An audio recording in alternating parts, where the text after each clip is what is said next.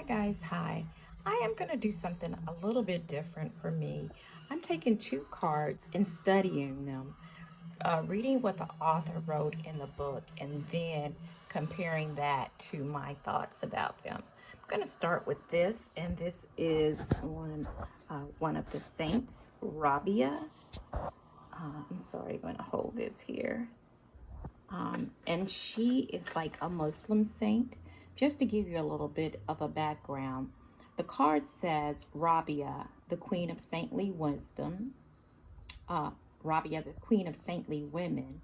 I am in service of divine love. I move the way love asks me to move.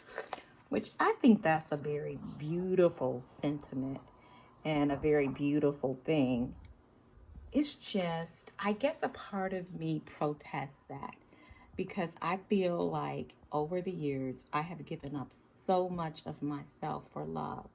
Now, certainly I have had some rewards for that, but also certainly I have had many disappointments because of that.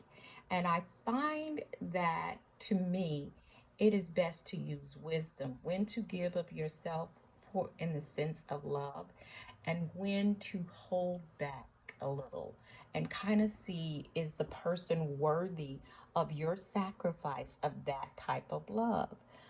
Because I feel in life that you can have many heartbreaks when you just give yourself so freely for love. Is the person or the cause or whatever worthy of that kind of love and devotion?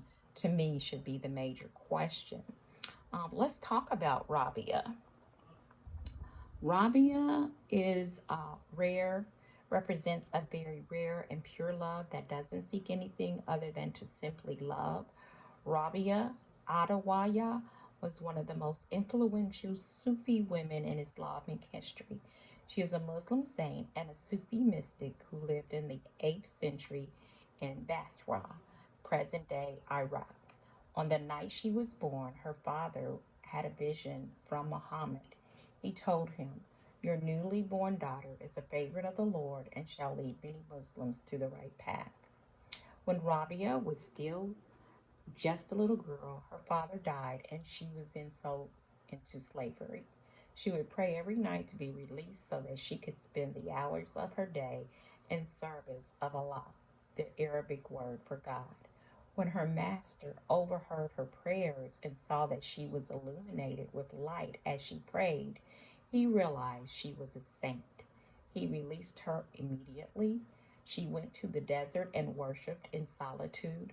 Rabia became known as the Queen of Saintly Women because of her purity of her love and devotion to Allah, which I believe that you should be.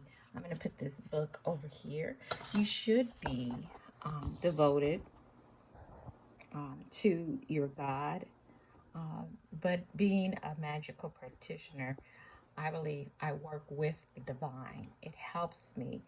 Um, and though I feel like there are times and things I may have to sacrifice at times, I don't have to give everything uh, in me,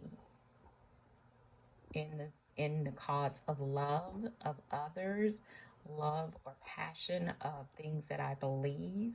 I feel like there is a balance there. Um, and sometimes the things that you sacrifice bring a return. And I know sometimes when we sacrifice, it's not always about a return. It's doing it in the sense of love. I think I have the hesitation because I'm a black woman in America and I've had to sacrifice a lot. And sometimes the things that I sacrificed in the name of love did not always return to me in a very positive way. So, in the sense of this, I feel like, yes, there is a time and a place to sacrifice in the name of love, but wisdom is always the principal thing to me. So there we go with that in the study of Rabia. Okay, and then I'm just going to bring it over a little bit so that you could see this card. And this card comes from the Cozy Witch Tarot deck. And I feel like it is sort of a balance or an opposite end of where the Oracle deck of Rabia came through. This card is, like I said, from the Cozy Witch Tarot, and this is the Queen of Pentacles. And in her, as I read through some of the things, and I'm going to read through that and then I'll kind of give you my take on it. Um, it says there's no need to sacrifice. You can have it all. See, they're kind of like these opposite ends of a philosophy. All right, it's time to begin work with the day. The Queen of Pentacles says to her pet rabbit, and you're coming along with me. This card can represent an adult or someone actually of any age who leads a very busy but balanced life. When it comes to money or material things, they believe more in working smarter than harder. They're, they know there's so much more than any job title that could possibly have, so they make sure to leave space for other things, such as family, friends, and pets. This is an approach that has gotten them far in their career as well as their personal life, and will likely do the same for you. If this is the archetype you choose to embody, and so that's why I feel like they're on separate ends, because the Queen of Pentacles is saying, like, I choose to work harder, not smarter. I choose to work smarter, not harder. I choose to balance my life so that I have balance in all areas of life. I choose to pick and choose and to be able to say no, and no being a grace word if that is not incongruent, if it's not congruent with what I'm doing, feeling, thinking right now. And I feel like I kind of relate more to that philosophy. Nothing wrong with doing what you can for love of yourself, love of your community, love of divinity, love of the God you choose to honor. Nothing is wrong with that. But in everything, I find that there is balance. And you have to ask yourself, sometimes I think we sacrifice ourselves not necessarily for other people, but sometimes for the praise we can get from other people. So, as I said, I choose to find balance in what I do and who I do and what I do in the name of love.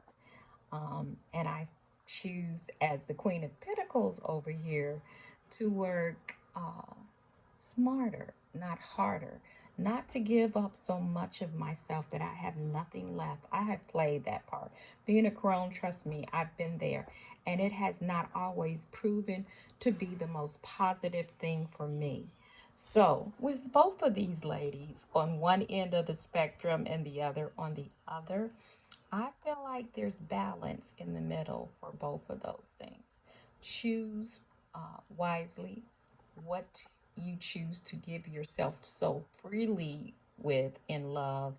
And like the Queen of Pentacles over here, I feel like she uses that wisdom and that balance to meet the needs, her needs, maybe her family's needs, and other things, her job, her career. Sometimes you have to say no and protect yourself. And no is a grace word sometimes. So that's my thoughts today. What are your thoughts? What do you think about these women and the opposite end of the spectrum for each of them? And yet there is, because the Queen of Pentacles loves her people, her family, and all of those things, pets, but she chooses to work in balance. Just my thoughts for today. What are yours? Have a very blessed day. Bye bye.